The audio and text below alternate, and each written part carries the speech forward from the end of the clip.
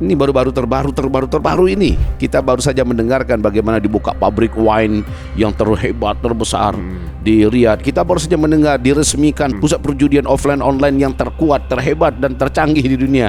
Gimana mau tutup mata kita dengan hal yang seperti itu?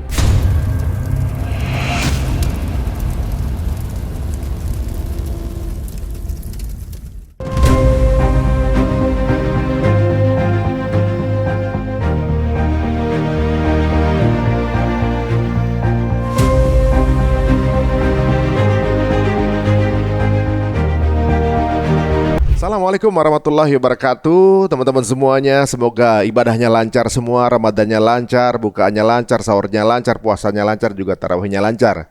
Seperti biasa di edisi akhir zaman di Ramadan ini kita akan kembali ngobrol ya. Pembahasannya makin lama makin seru ya. Tapi kalau siang-siang ini ngerasa takut dalam keadaan berpuasa, kemudian juga kena sinar matahari, ada penuaan atau keriput, ini ada produk bagus dari B-Roll ya teman-teman semuanya.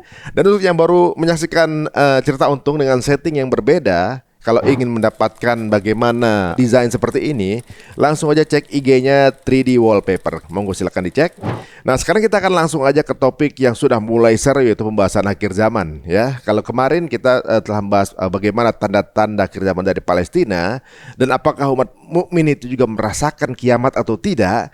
Nah ternyata kode berikutnya akhir zaman itu ada di mana? Ada di satu negara. Negara apa itu? Ayo sekarang kita akan bahas. Langsung aja bersama Buya untuk melanjutkan pengenalan proses menuju akhir zaman. Tafadhol Buya. Nah, Nabi ketika ditanya tanda-tandanya apa? Nabi mengatakan ketika kalian menyaksikan nanti tiba zamannya orang yang miskin, gembel, penggembala ternak, tidak beralas kaki, bertelanjang dada, mendadak mereka menjadi kaya raya. Mereka menjadi pengusaha-pengusaha dan raja-raja. Lalu mereka saling berlomba-lomba membangun gedung-gedung tinggi pencakar langit. Ketika Nabi menyebutkan itu, di hadis riwayat Imam Ahmad, Ibnu Abbas bertanya, siapa yang kau maksud? Rasulullah. Arab, kata Rasulullah. Maka sudah jelas Arab sering kaya. Di zaman khilafah kekhalifahan dulu udah kaya-kaya Mas Ari. Tetapi belum sampai ke tingkat mereka berlomba-lomba membangun gedung-gedung tinggi pencakar langit. Terjadinya hanya di zaman kita. Coba lihat, sekarang gedung-gedung tinggi pencakar langit di dunia di mana yang rekor-rekornya? Pasti di Arab semuanya. Dubai. Eropa lewat.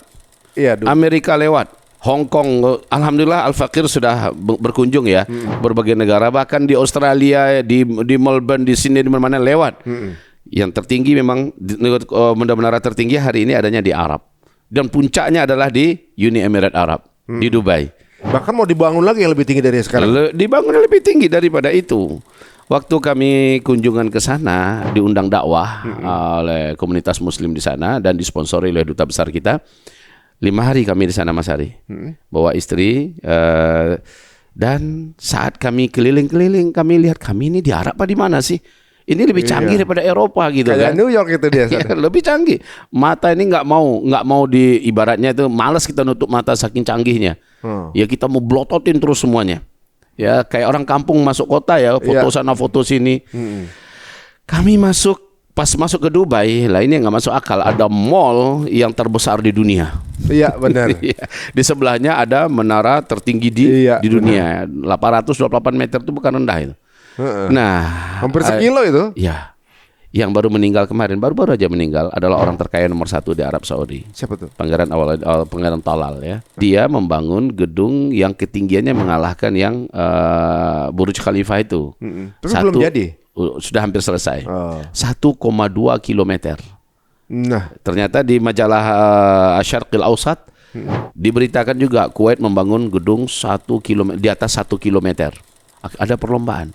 Menjelang kami keluar dari Dubai, konsulat jenderal kita yang di Dubai itu kasih hadiah kami buku mewah sejarah Arab ya.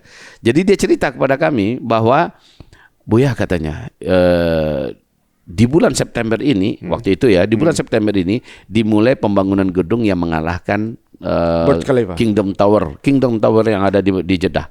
Yang dibangun 1,2 kilometer itu kan di Jeddah. namanya Kingdom Tower. Kingdom Tower itu. Iya, iya. Oh, bukan di Emirat, di Arab. Di Uni Emirat Arab di Dubai itu kan namanya Burj Khalifa 828 meter. Itu udah serem banget. Udah seperti di atas awan begitu. Iya benar. Ternyata dilawan disaingi oleh yang dibangun di Arab Saudi di tepi Laut Merah di Jeddah ya, dekat dengan King Malik Abdul Aziz Airport ya. Dan itu menghabiskan dana yang 120 triliun lebih ya. Ke uang kita itu kalau saya dibelikan kerupuk Palembang tenggelam Jakarta. Aduh, ngeri. Iya. Nah, ini ternyata pas kami mau berangkat disampaikan oleh Konsulat Jenderal, ini di Dubai mau dibangun yang lebih tinggi daripada di Jeddah katanya. Berarti lebih dari 1,2 dong. Yes. Berarti kalau begitu apa yang digambarkan Nabi terjadi. Dan ini Arab dulu pernah kaya tapi nggak akan ada yang seperti ini. Maka kita akan katakan kalau bukan Arab siapa lagi? Apalagi Rasulullah SAW dengan pasti mengatakan humul Arab, mereka adalah bangsa Arab. Wah, berarti memang kalau kode bangunan-bangunan tinggi adalah salah satu tandanya. Ya. Ya memang yang tertinggi ya di Arab. Bangsa Arab. Ya. Mungkin ada yang kemarin tercolek itu karena negara kali. Ya, kalau bangsa Arab kan lebih luas. Lebih luas. Ya, maksudnya. Ya. Bangsa Arab gitu ya. Lebih luas, nggak spesifik gitu maksudnya. Iya. Cuma dari bangsa Arab tuh yang paling terkenal tuh yang mana sih? Ya Arab Saudi. Lagi pula kiblat umat Islam adanya di Arab Saudi. Ada Mekah, ada Medina, ada Ka'bah, ada Masjid Nabawi. Nah, kalau kita lihat sekarang ini, apalagi di kedatangan Imam Mahdi nanti, Mas Ari, kedatangan Imam Mahdi nanti yang paling pertama dibersihkannya siapa dulu? Penguasa kedua Tanah Suci. Itu yang pertama dibersihkan. Pemerintahnya disapu bersih, pengusahanya disingkirkan, lalu didudukkan orang-orang soleh yang beriman. Penguasa dua Tanah Suci berarti satu negara dong? Yes. Hijaz dulu, habis itu baru seluruh Arab. Jadi seluruh Arab nanti ditaklukkan oleh beliau dengan cepat, penguasa-penguasanya disingkirkan semua. Ini pertanda apa kalau disingkirkan? Pertanda mereka nggak benar. Pertanda mereka udah menyimpang. Digantikan ini. Iya, pertanda mereka udah nggak layak, nggak pantas ngurusin umat Islam, sementara malah membenarkan berbagai macam jenis maksiat. Ini baru-baru terbaru ini. Kita baru saja mendengarkan bagaimana dibuka pabrik wine yang terhebat, terbesar di Riyadh. Kita baru saja mendengar diresmikan pusat perjudian ya di Riyadh lagi gitu kan. Pusat perjudian offline online yang terkuat, terhebat dan tercanggih di dunia. Gimana mau tutup mata kita dengan hal yang seperti itu, ya kan? Nggak bisa tutup mata mereka mempublikasikannya. Mereka memberitakannya dengan bangga, mereka menyampaikan.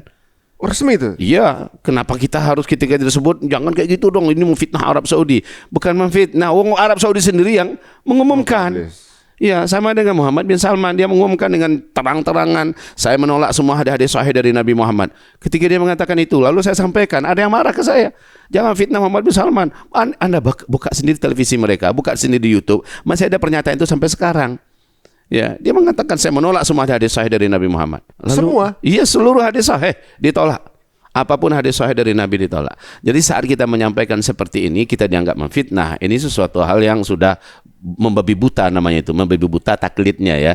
Harusnya terbuka dong. Kalau memang gitu ya kalau memang kita mencintai, oke, cintailah di batas yang masih di jalan ketaatan. Ingkarilah yang di batas yang memang harus kita ingkari. Harus kemungkaran diingkari dan kebenaran harus kita akui. Dari siapapun sumbernya, siapapun pelakunya, kalau itu ini salah mungkar, ingkari. Baik.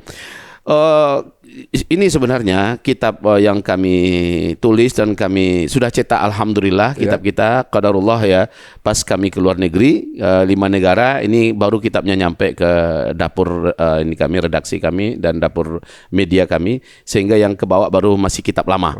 Jadi di kitab ini kami ada memberikan contohan-contohan yang khusus yang udah terjadi. Maka kehidupan zaman sekarang ini Mas Ari Untung ya, kehidupan yang kita jalani pada hari ini semuanya sudah terjadi apa yang digambarkan Nabi Muhammad SAW. Sebut apa? Apa saja yang mau disebut ada. Tentang mal-mal kita yang banyak sudah. Nabi menyebutkan cerita. Bahkan orang wanita memenuhi pasar-pasar sudah terjadi.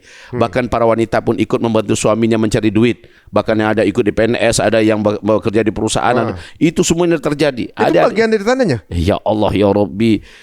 Gimana saya mau menjelaskan, apa mau dikasih lihat semuanya kitanya? Ada di sini semuanya. Tolong nanti kalau ada kitab ensiklopedia akhir zaman dari halaman 204 dibaca sampai halaman 380.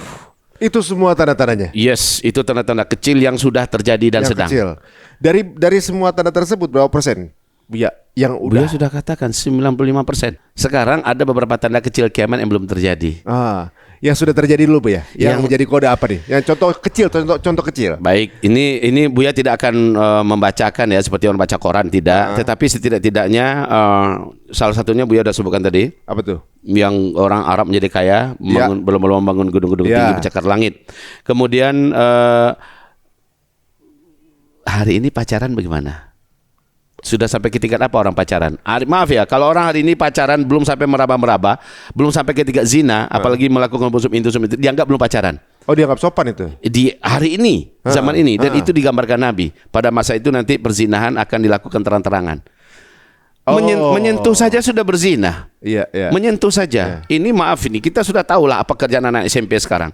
Ya. SD pun udah ngerti.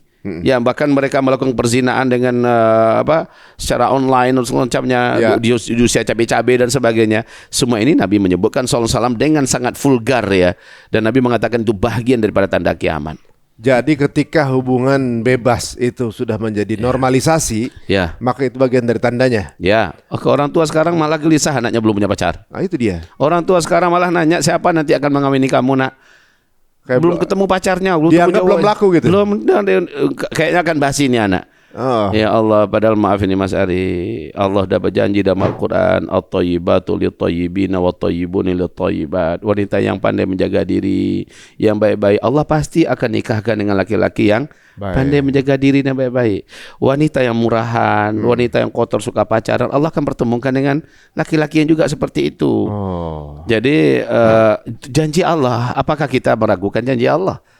Istri hamba Allah Al-Faqir Zulkifli Muhammad Ali adalah wanita yang sangat tertutup dengan laki-laki. Alhamdulillah dari SD sampai dia S1-nya terjaga, bahkan juara umum terus. Dan solehahnya menjadi pujian bagi seluruh guru-gurunya, laki-laki dan wanita. Masya Allah, anti istilahnya kepada pacaran. Dan orang tuanya pun, ya orang Aceh ya, Ya. orang tuanya pun bahkan menyangka siapakah jodoh anakku. Dia tertutup sekali. Dan Zulkifli Muhammad Ali istilahnya, walaupun ini bukanlah soleh-soleh amat lah, bukan waliullah dan sebagainya, tapi rasanya kami juga sangat tidak pernah pacaran. Saya nggak pernah pacaran Mas Ari itu. Begitu, Bu ya. Udah berbagai macam rayuan ya. Waktu muda dulu lumayan lah, adalah sedikit nilai-nilai. Ganteng-ganteng adalah sedikit waktu itu ya. Nggak pernah pacaran. Dan betul-betul mintanya pada Allah, berikan aku istri ya Allah, wanita yang pandai menjaga diri. Allah pertemukan. Ini yang disebut dengan garam di laut, air asam di gunung, ketemu di belanga ya. Ibaratnya gitu. Allah yang ngatur lah. Gak usah kita ngatur gitu ya. Jadi orang-orang tua sekarang coba lihat anaknya malah disuruh, ayo kamu sana pergi mudah-mudahan ketemu pacar apa sama cowok.